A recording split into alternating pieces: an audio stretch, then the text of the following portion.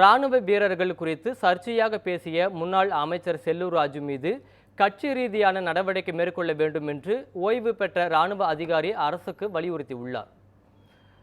பாகிஸ்தான் உடனான போரின் போது இந்திய ராணுவ வீரர்கள் குறித்து அதிமுக முன்னாள் அமைச்சர் செல்லூர் ராஜு பேசியது கடும் சர்ச்சையானது.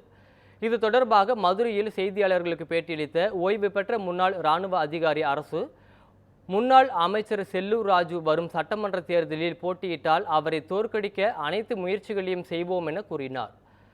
செல்லூர் ராஜு மீது கட்சி ரீதியாக நடவடிக்கை எடுக்கவும் அதிமுக பொதுச் செயலாளர் எடப்பாடி பழனிசாமியை அவர் வலியுறுத்தினார். இந்த போர் ஒரு பக்கம் நடந்துகிட்டு இருக்கும் பொழுது தமிழ்நாட்டில் முன்னாடி 10 வருஷமா பதவியில் இருந்த திரு செல்லூர் ராஜு அவர்கள் அமைச்சர் பதவியில் இருந்தார். தற்பொழுதும் சட்டசபை உறுப்பினராக இருக்கார். படை வீரர்கள் அங்கே என்ன போய் போர் நடத்தினாங்களா, சண்டை போட்டாங்களா, அவருடைய உள்நோக்கம் மற்ற கட்சிகளை தாழ்த்தி பேசுறதோ இழிவா பேசுறது அவர் நோக்கமாக இருந்தாலும் இதில் அவர் படை வீரர்களை தரம் தாழ்த்தி பேசினது, இழிவா பேசினது வன்மையாக கண்டிக்கக்கூடியது.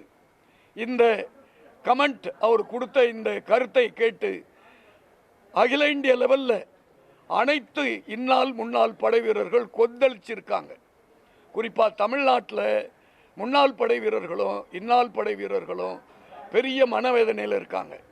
இந்த செய்தியை கேட்டாவது திரு செல்லூர் ராஜு அவர்கள் அவர் கொடுத்த அந்த அறிவிப்பு, அந்த செய்தி குறிப்புகளை நான் சொல்லலைன்னு மறுப்பு சொன்னாலும் அது எல்லாம் பதிவேடுகளில் இருக்குது.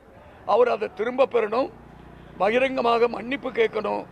அப்படி இல்லைன்னா அவருடைய கட்சி தலைமையகத்துக்கு நாங்கள் மனு கொடுத்து அவர் மீது கட்சி ரீதியாக நடவடிக்கை எடுக்க சொல்லி வலியுறுத்துவோம்.